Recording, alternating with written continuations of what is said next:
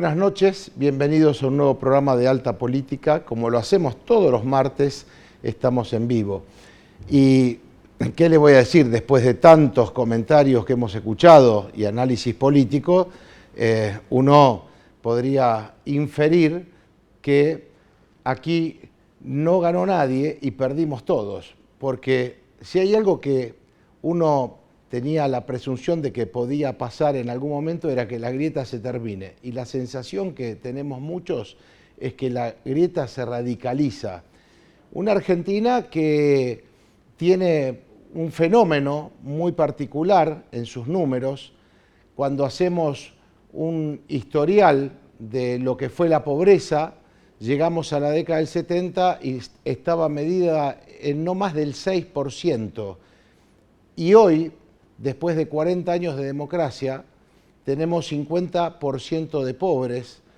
Todas las, todos los exámenes que se hacen en materia educativa nos dan muy por debajo de la media, con lo cual inclusive hay países de la región que históricamente estaban muy atrás de la Argentina, hoy están adelante. Estamos hablando de una inflación que estamos casi al borde de la hiperinflación y todos los que ya tenemos algunos años sabemos de qué se trata. Es el impuesto más alto para los que menos tienen. Con lo cual, obviamente, ni hablar del crédito, no hablemos del mundo del trabajo, no hablemos de la seguridad, porque sabemos que la segunda gran demanda que hay hoy en la Argentina es el tema de lograr más seguridad por los hechos de inseguridad que llegan a todos los rincones de nuestra patria. Pero más allá del diagnóstico, en el contexto en el cual se hizo la elección, podemos hablar de lo económico, podemos hablar obviamente de los temas de seguridad, pero de algo que no podemos no hablar, es que además tenemos una situación de abrazar no ética y moral en grado sumo, sino al contrario, da la sensación que los argentinos hemos naturalizado la corrupción como algo propio de la dirigencia política. Hace muy pocos días, a pocos días de la elección, nos enteramos del caso de Insaurralde. Sin embargo, en Lomas de Zamora, su distrito conurbano bonaerense, ganó su pollo por gran número, por más del 50%. Es decir, después de un escándalo que vimos, un hecho de corrupción escandaloso, eso no alteró la elección, con lo cual también estamos frente a un fenómeno. Nadie se acordaba entonces de los bolsos de López, nadie se acordaba de Antonini Wilson y ese episodio también delictivo. Nadie se acordaba de lo que fue Jaime, Ricardo Jaime, de la Rosadita contando dinero, evidentemente, y sobre todo en el conurbano bonaerense, donde más plata hubo para llevar adelante el acto eleccionario, es donde estos temas evidentemente no se tuvieron en cuenta. Pero detrás de la figura, además del candidato, que a la sazón Massa es el ministro de Economía de este gobierno, no nos olvidemos que es el ministro de Economía del gobierno de Fernández Fernández, con lo cual es difícil pensar que uno se puede despegar de esa realidad. Por eso, cuando leíamos inclusive algunos informes de algunos consultores internacionales, el caso argentino sigue siendo un caso de estudio, un caso muy particular de estudio. No obstante, el resultado de los 37 puntos que sacó el kirchnerismo con Massa a la cabeza y Rossi como candidato a vicepresidente, a Javier Milei con Victoria Villarruel con 30 puntos y a Patricia Bullrich con 23 puntos, que fue una sorpresa también dentro de todo el espacio de Juntos por el Cambio que sucedió en esa coalición que hasta hace muy poco parecía que era el favorito para reemplazar al kirchnerismo.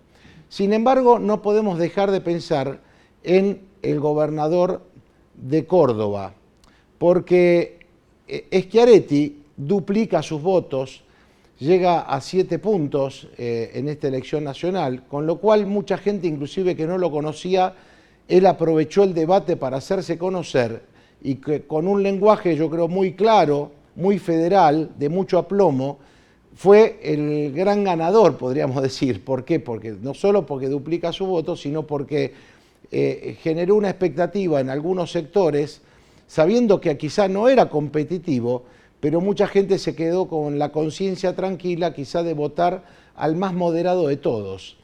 Y entonces en esta puja por el poder en la Argentina, a veces uno piensa que no estamos detrás de lo que la República en su término indica de transparencia, de producción, de riqueza, de crecimiento, de lo que la democracia nos tendría que dar. Parece que esos valores están muy alejados de la realidad que hoy vive el poder y da la sensación más de una lucha por el poder y el dinero que otra cosa. Por eso hoy lo invité en el primer bloque al licenciado Gustavo Iovino. Él es periodista, es un analista político, un hombre que además da clases hace muchos años en la Escuela de Comunicaciones Sociales aquí en la UCASAL, para que también nos ayude a tratar de entender cómo la Argentina vive este momento. La definición va a ser el 19 de noviembre. Empiezan las alquimias. Hoy ya Jorge Macri, al bajarse Santoro, ya quedó ungido como el jefe de gobierno en la ciudad de Buenos Aires, una suerte de gobernador de la ciudad autónoma de Buenos Aires, y empiezan las distintas, podríamos decir, polémicas. Si la gente que votó a Juntos por el Cambio, que votó a Patricia Bullrich por antikirchnerista, lo va a votar a Milei, si hay gente que ahora el miedo ya no es Milei, sino el miedo quizás sea Massa, porque dijeron, che, a ver, no estaremos quizá dándole demasiado poder al kirchnerismo que se envalentona y seguir con lo mismo de siempre. Bueno, todo esto es lo que vamos a saber el día 19 de noviembre y cómo es el humor social, ¿no?, del ciudadano.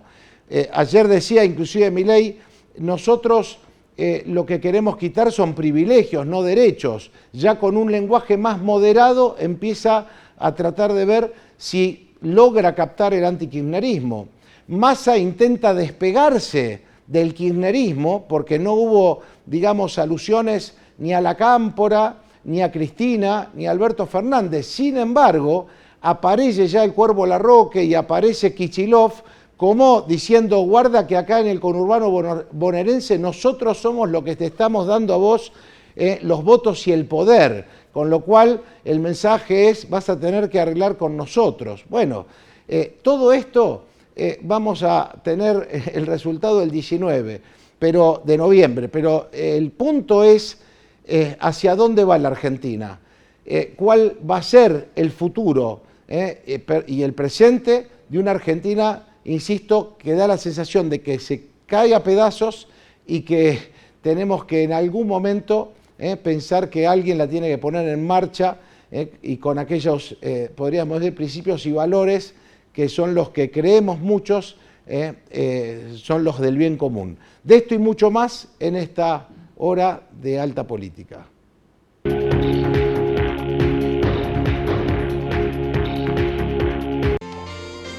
Maxikin, colchones y somiers.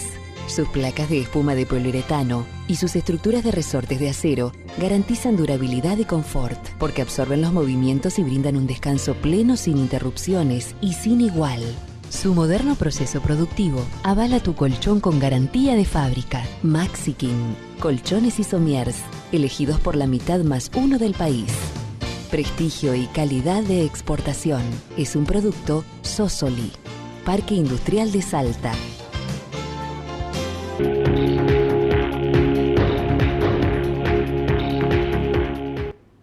Y ahora sí, saludamos a Gustavo Iovino. Gustavo, muy buenas noches, gracias por estar aquí. Hola, ¿qué tal? Gracias, Andrés, por la invitación. Traté de poner en contexto, después de muchas lecturas que hacemos los periodistas y un los contexto analistas, muy complejo, ¿no?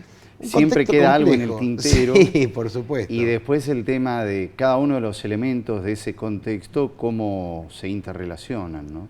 Es de alta complejidad. Vivimos en sociedades de alta complejidad. Yo quisiera preguntarte, y a ver si quizás podemos a lo mejor abonar con algún otro dato, ¿en qué contexto estamos haciendo esta elección? Digamos, la elección del domingo, ¿en qué Argentina crees vos que se dio este hecho de ir a votar? ¿Cómo mirás la Argentina de hoy, Gustavo? Más allá de que después analicemos lo que es el resultado. Es una Argentina que tiene componentes que los va trayendo desde hace tiempo, pero también aparecen nuevos componentes que son los que permiten que se produzca esta diferencia, por ejemplo, entre las PASO y la general. Y uno de los componentes que es muy importante en la política del siglo XXI es el componente de las estrategias y las campañas, ¿no? Y creo que ahí ha habido mucho, especialmente en la última semana o en los últimos 10 días, donde veo un oficialismo que ha ultra profesionalizado el tema de estrategia y de campaña. Conocemos asesores que han venido de Brasil, un español que ya estaba trabajando, con un alto nivel de profesionalidad en equipo, donde todo ha estado analizado, investigado, estudiado, auscultado en profundidad, analizando no solamente el momento, sino una línea de tiempo, y guionizando mucho, ¿no?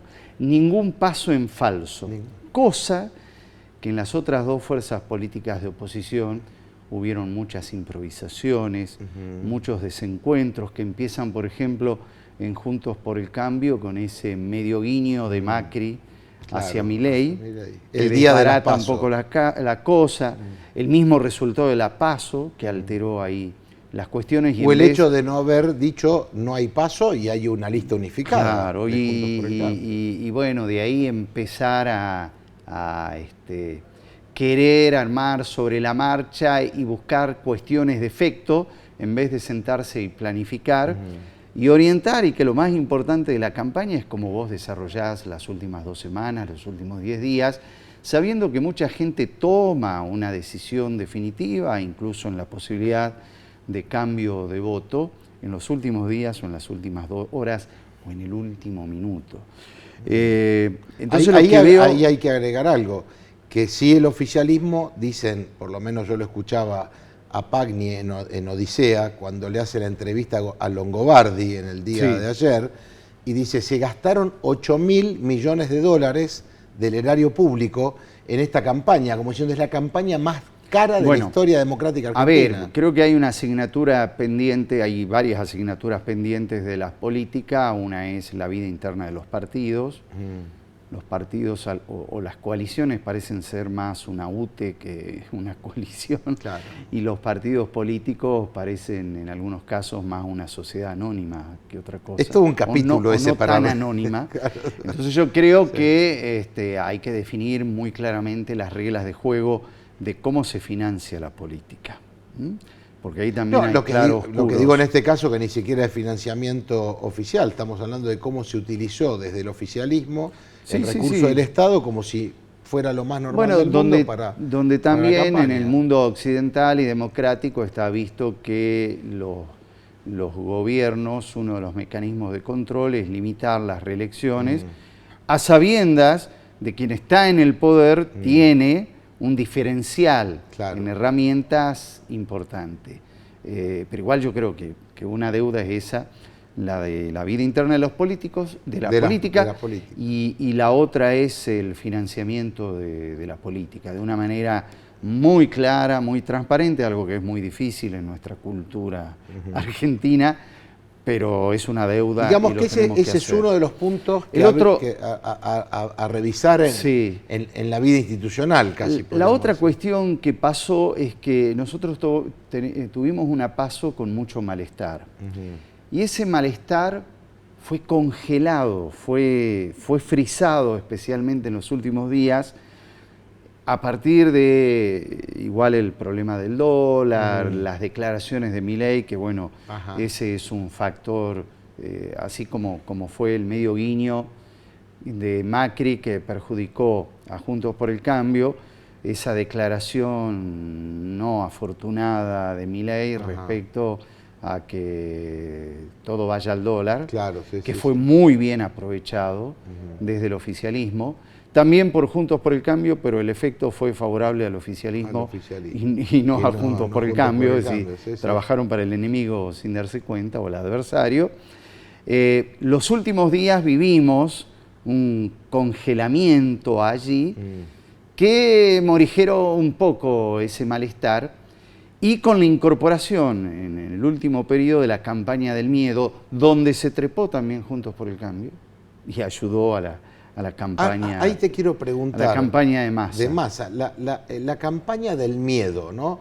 Miedo a que te quiten el subsidio, y entonces en todo, sobre todo Buenos Aires, decían, si gana Milei vas a pagar esto. Sí. Miedo a la venta de órganos, al tráfico de niños, a la venta libre de armas. Digamos, como que habían hecho todo habían aprovechado debilidades del discurso y las potenciaron. Ahora, ¿qué pasa con la corrupción?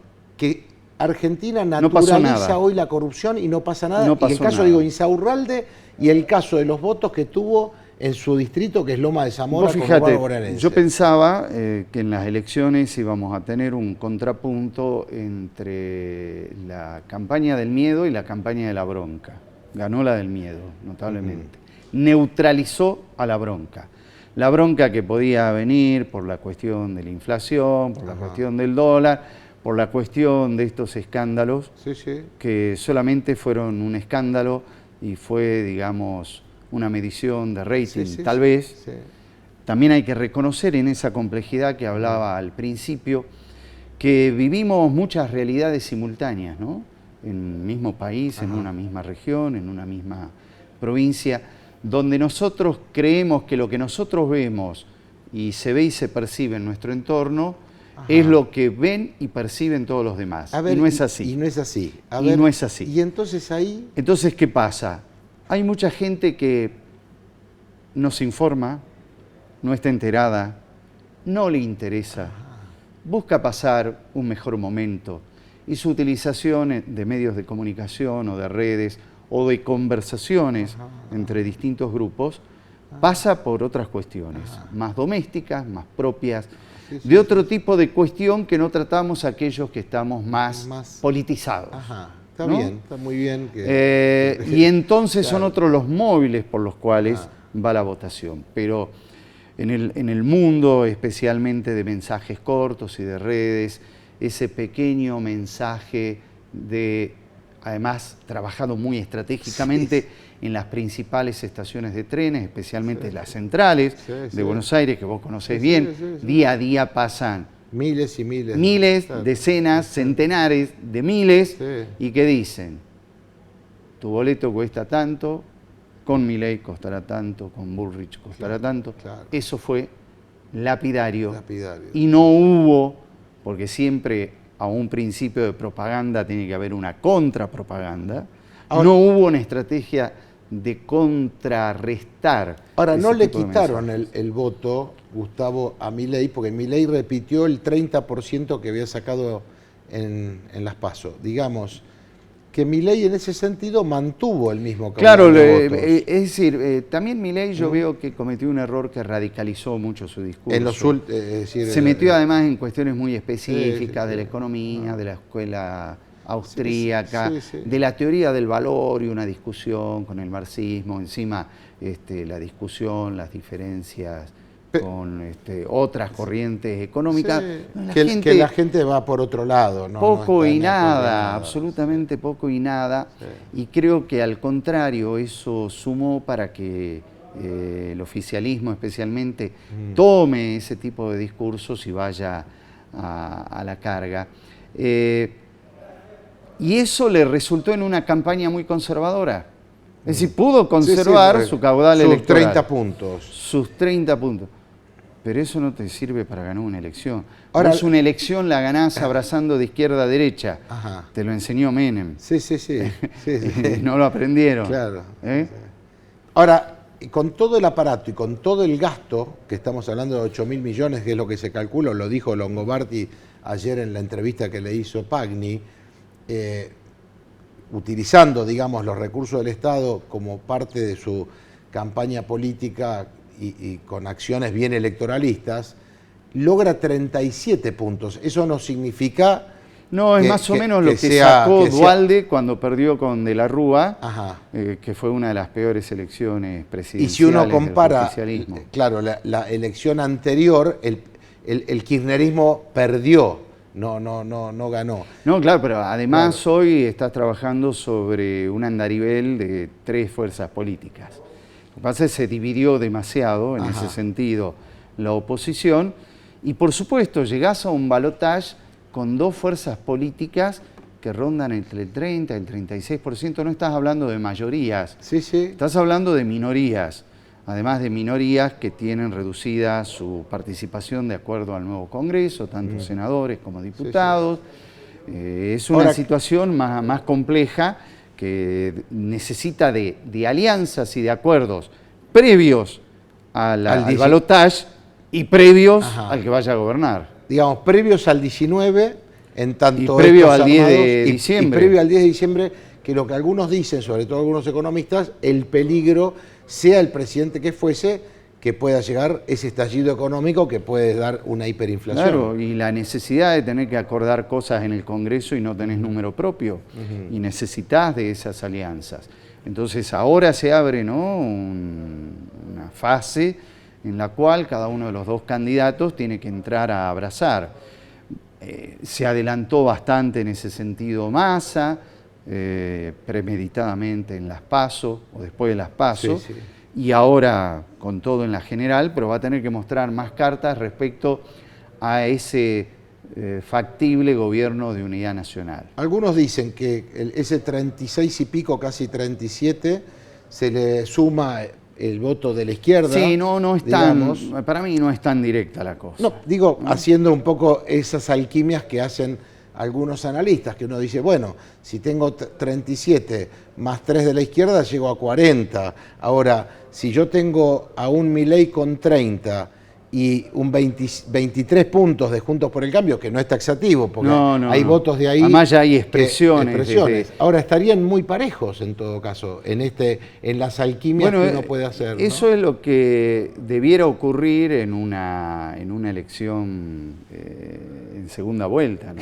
Digamos que puede ganar uno u otro por un punto o 2 puntos. Y el problema es que tampoco te la tenés que creer. Supone una hipótesis, 51 a 49. Yo saqué 51. Claro, no es tuyo. Pero yo saqué 49. Tampoco es tuyo. Porque hay mucho voto que va en contra. Para que no llegue fulano, se vota en contra. Es decir, el sistema de adhesiones ahí es completamente distinto.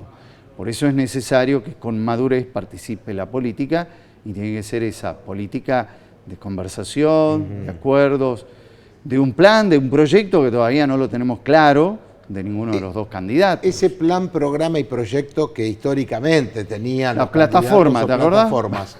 Hoy no existen plataformas de los partidos políticos. Que hoy es más fácil difundir una plataforma porque la colgás en una página web. Y dicen, esto es lo que nosotros queremos. Eso ya no existe hace muchos años. Con lo cual, digamos, y para redondear, final abierto. Final abierto. Final abierto, con ciertas potencialidades que puede tener Massa, así como las tenía Milei, y no las supo aprovechar o potenciar.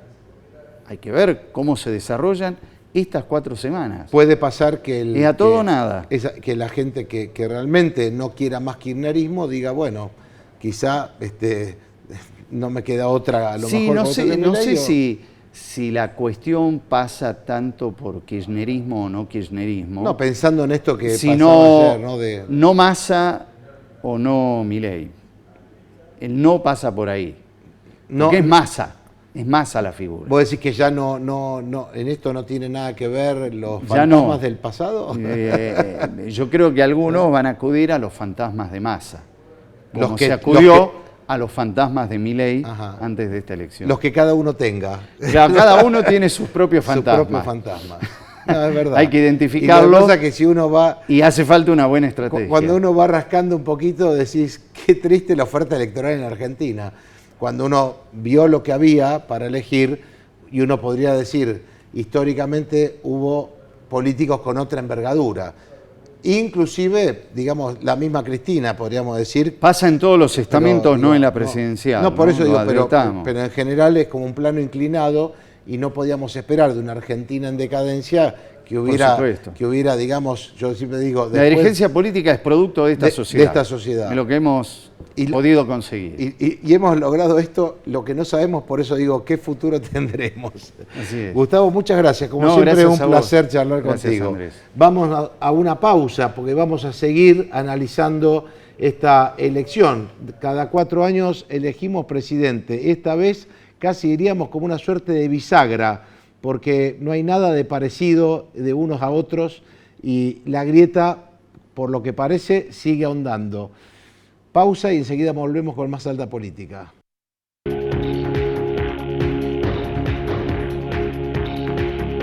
¿Tenés que hacer algún trámite? ¿Necesitas asesoramiento para resolver algún problema de familia o vecinal? ¿Sufriste un siniestro vial? ¿Estás atravesando alguna situación de violencia de género? En el Consejo Deliberante encontrás asesoramiento gratuito para acompañarte. Conoce más ingresando a nuestra web cdsalta.gov.ar. Consejo Deliberante de la Ciudad de Salta. Un consejo más cerca tuyo. Te voy a contar sobre la habilitación comercial automática. Si tu comercio tiene hasta 300 metros cuadrados, pertenece al régimen simplificado, es una actividad de bajo impacto ambiental, ahora puedes obtener tu certificado digital de forma fácil, rápida y segura. Recordá que todos los documentos digitalizados que presentes tendrán que estar en formato PDF o JPG. Tu habilitación comercial automática tendrá una vigencia de 4 años.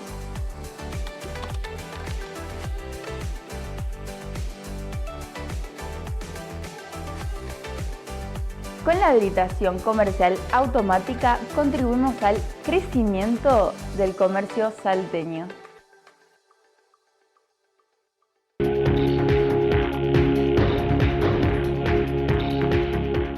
Continuamos con más Alta Política y ahora saludamos a Julio Pisetti. Julio, muy buenas noches, gracias por estar aquí. Hola, ¿qué tal? Buenas noches. No podías no estar porque vos sos un hombre que conoce de análisis y de números y de encuestas. Y una vez más es como decir, bueno, a ver, ¿qué conclusiones los que saben de números sacan en este sentido? Porque en las PASO no se tenía previsto lo que iba a pasar con Milei y esta vez no se tenía previsto lo que iba a pasar con Massa.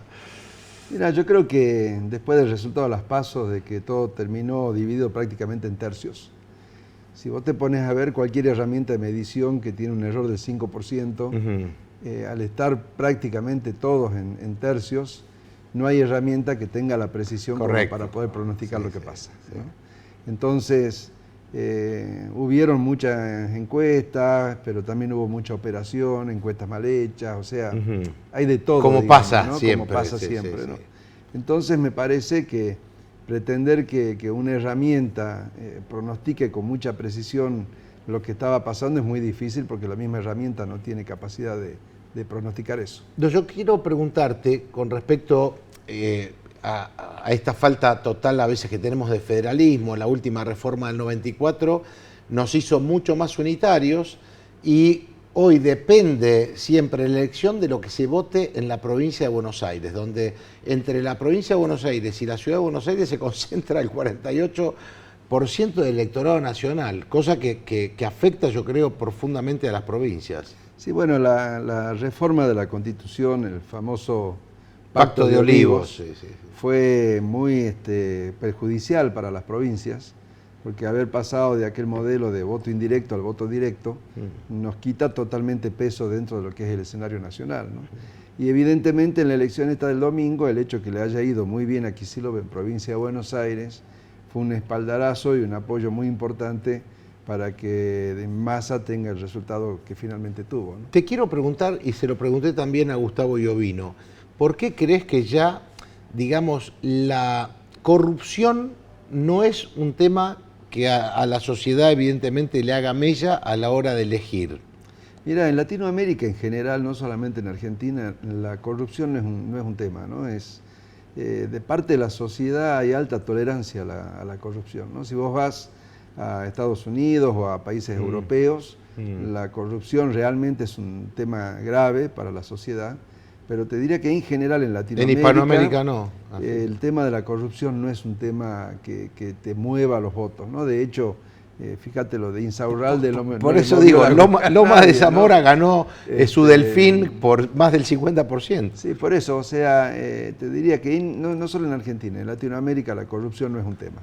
Con lo cual algunos decían, bueno, vivimos un síndrome de Estocolmo, y explicándole a la teleaudiencia que uno dice síndrome de Estocolmo en aquel que se enamora de su verdugo, aquel que se enamora de su captor, para no ser grosero, ¿no? Sí. Pero eso da la sensación de que está pasando cuando uno dice estamos eligiendo en el peor de los momentos económicos de la Argentina, con los hechos de corrupción más altos, y la gente igual vota oficialismo. Mira, yo pensaba, cuando uno trabaja en campaña, perder la elección duele, ¿no? Pero cuando perdés una elección que estaba ganada, eso es más doloroso aún, ¿no? Y yo creo que acá Juntos por el Cambio hace un año ganaba la elección con muy poco trabajo. Ellos se convencieron de que el que ganaba la interna era presidente, entonces tuvieron una interna sangrienta que finalmente terminó debilitando a todo el espacio, ¿no? Qué bueno esto que decís, no lo había conversado con Gustavo, porque si hay alguien que justamente, si hay un espacio que se vio perjudicado, es justamente el de Juntos por el Cambio.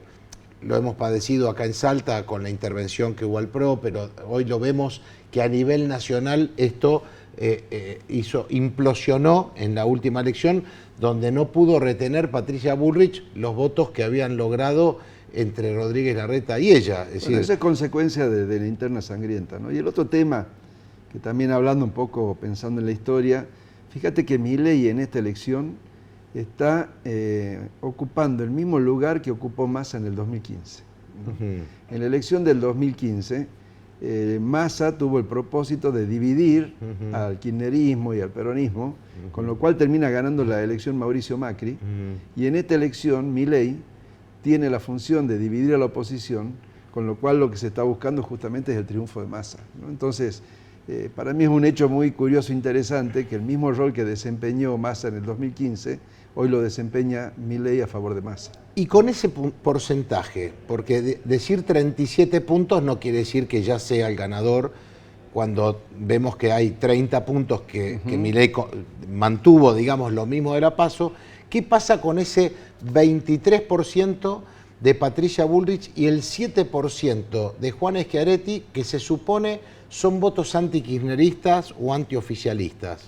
Mira, yo creo que esta elección para adelante va a ser una elección que tiene que ser estudiada por los consultores, por la academia, o sea, tiene mucho para desgranar esta elección, ¿no? Más allá del análisis en caliente que estamos haciendo ahora, ¿no? Pero yo creo que una de las cosas que estamos aprendiendo en esta elección es que la gente no vota por acción y reacción como autómatas, y lo que no está funcionando son las fotos, ¿no? Vos fijate, en la interna de Juntos por el Cambio, Rodríguez Larreta se sacó foto con todos los referentes que había y perdió. Después Bullrich empezó a sacarse foto con todos los referentes que había y perdió, ¿no? Sí. ¿Qué hizo Massa el día domingo? Se subió al escenario solo. ¿Sí? Entonces, si vos me decís de acá para adelante, varias cosas. Primero, es una campaña muy corta, son solo 4 semanas, ya la arena está cayendo, el reloj está en marcha. Y final abierto, en este caso. Final abierto. Segundo, fue muy acertado el comienzo de campaña de Massa, con su discurso, estar solo en el escenario, marcar el contrapunto de él con la familia versus Milei, claro, con sus perros, mostrando, ¿no? Un poco esas diferencias. Sí. Milei subir con la imagen clásica de la casta, un montón de gente en el escenario y Massa solo. Entonces, ¿a dónde voy? una elección la gana en este caso el que menos errores comete. Ajá, qué buena definición. Entonces, para tener en cuenta. Lo que venimos observando es que Massa es un animal de la política. Claro, con el resultado de haber salido tercero en las PASO se podría haber entregado, pero mostró que tiene oficio y llegó a este punto. La pregunta es... ¿Cómo remontó de la PASO tercero con 25 puntos a 37? La pregunta es, Milei ahora se va a convertir en un político y va a poder remontar este proceso y no cometer errores en estas 4 semanas. En estas 4, el que menos errores va a tener más posibilidades. Cuando lo ves vos en los números fríos, sin, digamos, sin especulaciones que tienen que ver con el manejo de la campaña, ¿el número frío también te da algún dato? Mira, el número frío lo que indica es que Massa entre las PASO y la primera vuelta, hablando en votos, porque por ahí hablamos en porcentajes, y hay algunos detalles. Por ejemplo, en la primera vuelta, en el cálculo de porcentajes, se toman los votos en blanco, en las PASO, perdón, y en la primera vuelta no se toman los votos en blanco para el cálculo de porcentajes, ¿no? Entonces, a veces eso te quita un poco de lectura. Pero cuando vos hablas voto a voto, los votos que sacó Massa en las PASO y los que sacó después en la primera vuelta creció un 90%. 90%. O sea, pasó de 5 millones de votos a más de 9 millones de votos. Ahí está. O sea, hubo un crecimiento enorme. La pregunta que nos hacemos, bueno, ¿de dónde salen? Los votos de Larreta fueron a Massa. Eso es un dato importante. Es decir, los votos de Rodríguez Larreta fueron a Massa. Fueron a Massa. Correcto. ¿no? Y después se incorporaron aproximadamente 3 millones de votantes entre las PASO y la general. Que no habían ido a votar en las PASO. La mayoría de ese voto también fue a Massa. A Massa. ¿no? Que no sabíamos qué iba a pasar con ese De ahí votante. que crece el 90%. Ahora, la otra pregunta, ¿es el techo? Que ahí voy. Milei no creció nada. ¿no? Milei sacó 700.000, 800.000 votos más en la primera vuelta que en las PASO. ¿sí? ¿Qué pasa? Ahora queda libre un voto muy duro de Patricia Bullrich, porque, digo, el voto que se tenía que ir de Juntos por el Cambio ya se fue. Ajá, bueno, buen dato ese, ¿sí? Julio, para tener en cuenta. Ese voto ya se fue. Los radicales también dice que ya votaron. Los radicales ya se fueron. Ya se habían ido. De hecho, en varias provincias se habían votado, votaron a Massa. Dirigidas, incluido por radicales, trabajaron para Massa. O sea, el voto radical también ya se fue. Fue a Massa. ¿sí? Entonces me parece, si vos mirás las declaraciones de Schiaretti, tiró un puente hacia Milei, ¿no? En sus primeras declaraciones. Bullrich está reunido con Macri, deshojando a la Margarita, pero el voto que queda ahí es el voto duro de Bullrich, ¿no? El duro del Bullrich y el cordobés que nunca fue kirchnerista. Y el cordobés que nunca fue kirchnerista. Claro, ¿no? ahí está. Bueno, entonces, la pregunta es, ¿ya llegó Massa a su techo? A su techo, ¿no? Podríamos casi dejar, digamos, la incógnita de esta charla con Julio Pizzetti. ¿Llegó Massa a su techo con los votos de Rodríguez Larreta, con los votos de los radicales?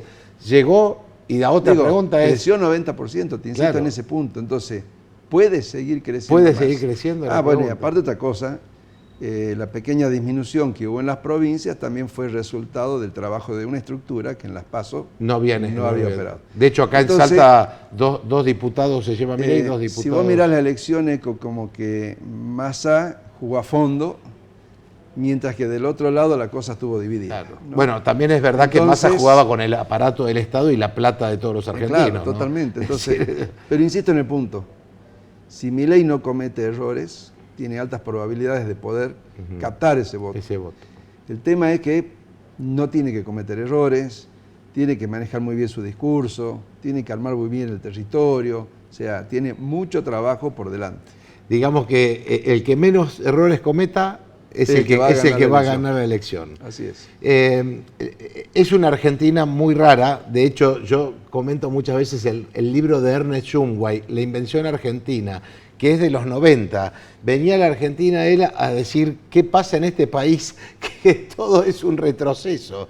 Y la sensación que tenemos muchos es que no aprendemos más. Es decir, es como que no aparecen referentes que puedan ser capaces de tener consensos, de tener una política al servicio del bien común, porque cuando uno rasca un poquito decís, pucha, sale pus por todos lados, no. Sí, no, es muy complicado el escenario, ¿no? Y hablando de volver al origen, Si vos mirás el mapa del resultado de Argentina, me parece que hay dos cosas que también son importantes a tener en cuenta. La primera, solo quedó pintado de amarillo Ciudad de Buenos Aires, con lo cual el PRO se redujo a sus orígenes. ¿Sí? Volvió a la fuente. Volvió a la fuente y se redujo a sus orígenes, lo cual en todos estos años muestra que no tuvo capacidad de construir, hacer una construcción federal, ¿no? Creo que eso lo conoces muy bien al tema ese, ¿no? Segundo, el resultado de la primera vuelta le da en este momento ya el liderazgo político a Massa. No ganó el peronismo, ganó Massa. Ganó Massa. ¿Sí? Porque el peronismo está todo dividido. No, y si mirás el mapa también, hay votos lugares, hay peronistas que votaron a Milei, peronistas que dividido, votaron a Patricia, peronistas. Entonces no ganó el peronismo. Claro. El peronismo hizo igual una de sus peores elecciones históricas. El que ganó es Massa. Ahora, de la forma en que Massa gana, hoy tiene el poder político. Y lo vengo diciendo en varias entrevistas, el que leyó El Príncipe de Maquiavelo... hoy me mostraban algunos párrafos.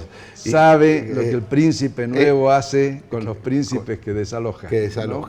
Con lo cual en este momento me parece que la más preocupada de que gane Massa debe ser Cristina Kirchner. Y qué bueno esto que decís como final, porque esto que me dice Julio, lo leí hoy en lo del Príncipe, y muchos dicen, guarda, porque Massa, que conoce muy bien a Maquiavelo, sabe lo que tiene que hacer.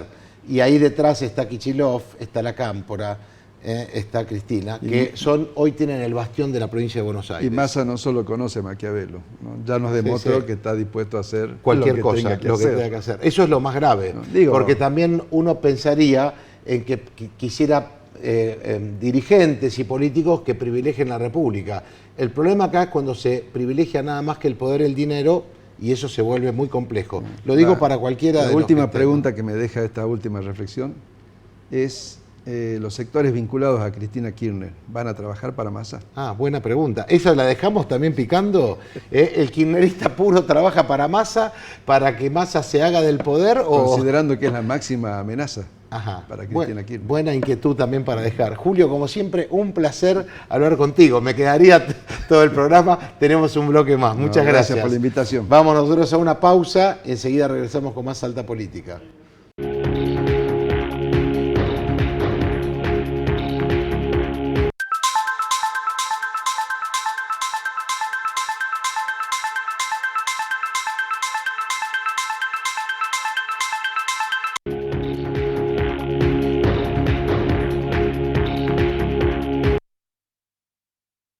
Y ahora continuamos con más Alta Política y lo tenemos a José Quique López. ¿Cómo estás, Quique? Muy buenas noches, gracias por estar acá. Gracias por invitarme. Lo invitamos porque él es un joven libertario, porque ha estado trabajando como tantos jóvenes detrás de la figura de Javier Milei y has estado en Buenos Aires, un poco estando allí. Contanos a toda la teleaudiencia, ¿cómo están viviendo esto de que mantuvieron el mismo caudal de votos de las PASO, 30 puntos, esperando hoy que quizá de Juntos por el Cambio los acompañen en esta epopeya? Sí, yo llegué esta mañana, estuve el fin de semana viendo las elecciones y, no era lo esperado. Creo que es el escenario que nadie esperaba, que nadie se veía venir, pero como se lo dije a compañeros en Buenos Aires, se cometieron errores que no se deberían haber cometido. ¿Por ejemplo? Está bien, es perfecto, la campaña del miedo que impuso el kirchnerismo funcionó, pero si te vas a preguntar cómo funcionó eso o por qué funcionó, te das cuenta que es por el territorio que hicieron ellos. Por un trabajo territorial. Por un trabajo territorial, porque no solo instalaron la campaña del miedo por redes sociales, sino vi en Buenos Aires, fui a La Matanza con cartulinas pegadas, con mensajes, con gente tocando, timbreando. Claro. Entonces, lo que decía, le comentaba a chicos de La Libertad Avanza es, hay que hacer lo mismo. A la gente ya no le interesa si van a destruir el Banco Central, si van a dolarizar. La gente quiere saber si, votando a Javier, va a tener más de lo que tiene o va a perder lo poco que tiene. Eso es lo que la gente quiere saber. Claro. Y al meterle miedo a la gente dijo, bueno, votemos por lo que ya sabemos. Lo que hablábamos en el primer bloque, el tema de decir, si los subsidios los sacamos, como decían, que tanto Patricia como Javier querían Claro. de alguna manera transparentar un poco la economía, dice, mirá lo que vas a tener que pagar, ¿no? Claro, uno pasaba el colectivo y sí. te aparecía sin el subsidio costará 700 pesos. Claro. Y eso le llega a la gente. Y después les llega tan claro que ayer cuando lo escuchaba a Pagni entrevistando a Longobardi decían lo que no se daban cuenta que con la inflación que hay, lo que le dan por un lado le sacan 4 veces por otro lado, ¿no? Entonces yo creo que ahí fue el fallo y en el anterior bloque muy de acuerdo con lo que dijo el señor, de que estamos en un modelo unitario que todo depende de provincia. De provincia de Buenos Aires. Ahí Cuando veíamos inclusive cómo se había llevado los recursos financieros del Estado, es una cosa tremenda, ¿no? Lo que es el conurbano, que es el núcleo duro del kirchnerismo. Claro, y está el fallo ahí del PRO, ¿no? O sea, de Juntos por el Cambio en general, porque yo pienso que días antes de la elección, 5 días antes, si Grindetti no hubiese sido tan personalista, perdiendo la interna en Lanús, Kraves perdió la interna en Lanús, perdió contra Julián Álvarez por mucho. Yo creo que si Grindetti se bajaba, el votante de Grindetti podía ir a Píparo tranquilamente. Esos son, decís, errores de las alianzas previas, sí. ¿no? De haber... Porque el votante de Píparo no iba a votar a un Grindetti. Ajá. Es más, creo que ni siquiera iban a votar. Era pero... muy contradictorio, sí. decís, ese voto ahí y la provincia es la madre de todas las batallas. Claro. ¿Cómo perdemos los provincianos, ¿no? Con respecto a esto? Es que te das cuenta, Grindetti sacó 26, Píparo 25, entre los dos podían llegar a pelearlo un poquitito. Claro. Y Kicillof se hace fuerte en provincia y le da vida. También lo que estaría buenísimo es que ahora se planteen de que sacar el personalismo y que no haya tantos caciques dentro Juntos por el Cambio y se muestren realmente que son la opción para sacar el kirchnerismo. Ya estamos cansados. La verdad que acá en Salta hicieron lo que quisieron y se quedaron sin representación. Quique, como sos muy joven y la verdad que bueno que vos con la edad que tenés tengas esas ganas de aportarle a la Argentina, a Salta, ¿no? Ese espíritu de trabajo y joven y tantos jóvenes. Yo digo siempre en el espacio político que cada uno quiera estar, pero con ganas del bien común. Hoy perdimos un grande de la Argentina, que fue Ricardo Iorio, y que fue un hombre realmente de grandes valores, un hombre que no solo para los amantes del rock pesado era un grande, sino que además Ricardo Iorio era un gran patriota, un hombre de fuertes convicciones, defensor de la vida, de la familia, defensor de esas banderas humanistas y cristianas, ¿no? que tantos defendemos, un defensor a ultranza de Malvinas. No sé, señor director, además de ver las fotos que recordamos a Iorio, si tenemos, aunque sea un poquito de algo, de una pequeña entrevista, aunque sea 2 minutos, para que escuchemos la voz de Ricardo Iorio en este día, que decimos todos que en paz descanse, y desde aquí del equipo de producción nuestro saludo a todos los seguidores y su familia. A ver si podemos escuchar un poquito la voz de Ricardo Iorio. De 15 a 16 años, apoyando la muerte del no nacido. Como y nadie le clava un destornillador acá atrás de la oreja a estos putos malvados. Es tanta la hipocresía. Puede ser el hombre de bien, no puede no emocionarse ante eso. No puede ser que haya criaturitas de 15 a 16 años apoyando la muerte del no nacido. Como y nadie le clava un destornillador acá. Ahí lo escuchábamos a Ricardo Iorio con nuestro amigo Juan Manuel Suaje Pinto de TLV1, Toda la Verdad Primero. Y hay una foto muy linda de Victoria Villarruel, que es la candidata a vicepresidente con Milei, que tenía una foto que estaba ella con Ricardo Iorio con la bandera, ¿no? La verdad que cuando en momentos así, ¿no? Críticos que vive la Argentina, se nos va un grande, uno se duele con eso. Es realmente como muy doloroso, como muy doloroso. Golpe tras golpe. Es un golpe tras golpe. Yo quería ver si lo teníamos a mano, lo iba aunque sea a mostrar desde el celular, pero vamos a ver si lo no lo tengo aquí, a ver, sí, ahí tenemos fotos de Iorio, a ver, sí, bueno, A ver, pongamos algo más, señor director. ¿Tenemos algo más para poner o no? Son fotos de Ricardo Iorio. Bueno, Quique, quedan pocos días, ustedes con esos 30 puntos buscando cómo llegar al final del día 19, ¿con qué espíritu van a salir a hablar a la juventud? Yo pienso que ahora es momento de ir con todo, bajar un equipo a territorio, unirse. Javier lo está diciendo, hay un sector del peronismo que también se está uniendo hacia la Libertad Avanza porque no coinciden con Sergio y eso está buenísimo. Hay que mostrar unidad, creo que en esto la unidad es la que va a decidir quién es el presidente. Los votos de Córdoba también, ¿no? Que es claro. otro gran tema. Ese es el sector peronista que se está mostrando flexible a sumarse y es buenísimo eso. Y uno piensa, digo, cómo se retroalimenta la política a partir de la actividad de ustedes en los partidos políticos. ¿Cómo lo viven cuando en realidad ya los partidos, como decíamos con Gustavo Iovino, no tienen más plataforma casi, ¿no? En este caso, vos que venís de Buenos Aires, ves que hay una comunión de ideas, por lo menos en aquellos que se dicen antikirchneristas. Sí, los veo. Sí, tienen un discurso un poquitito loco, por así decirlo, cuando dicen que lo que ellos buscan es que el peronismo desaparezca. El peronismo no va a desaparecer nunca. En esta elección hay algo más, hay que enseñarle a la gente que esta es la opción correcta y esta opción le va a quitar privilegios a los que están hoy siendo beneficiados.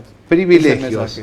Estamos en estos últimos minutos con nuestro productor, con el doctor Marcelo Niva. Marcelo, muy buenas noches. Hola Andrés, ¿cómo andás? ¿Qué tal? Yo quería que estés porque vos sos un gran seguidor y un gran referente de Ricardo Iorio en tu historia juvenil como amante también del rock. ¿Qué nos podés contar de esa historia tuya y de haber abrevado en los diálogos de Ricardo Iorio hacia la juventud? Bueno, marcó mucho. 80 y 90 son décadas de mucha efervescencia del rock. Y Iorio comienza ahí a finales de los 80 con B8, luego Hermética y luego como una banda que seguramente te suena a vos, Almafuerte, y luego como solista. Así que marcó varias generaciones, ¿no? Una carrera de más de 30 años. Y tiene alguna otra particularidad más que trasciende el mundo del rock, que es el vínculo con Larralde. Ajá. A través de hacer conocida la obra de Larralde, sí, logra que muchos jóvenes se vuelquen al folclore, que es el folclore tradicionalista, ¿no? Hablamos de obras que tienen un sentido estético, artístico, sí. No te estoy hablando de la mora blanca, la mora negra, lo que uno generalmente conoce como el folclore comercial. Claro, esto es otra cosa.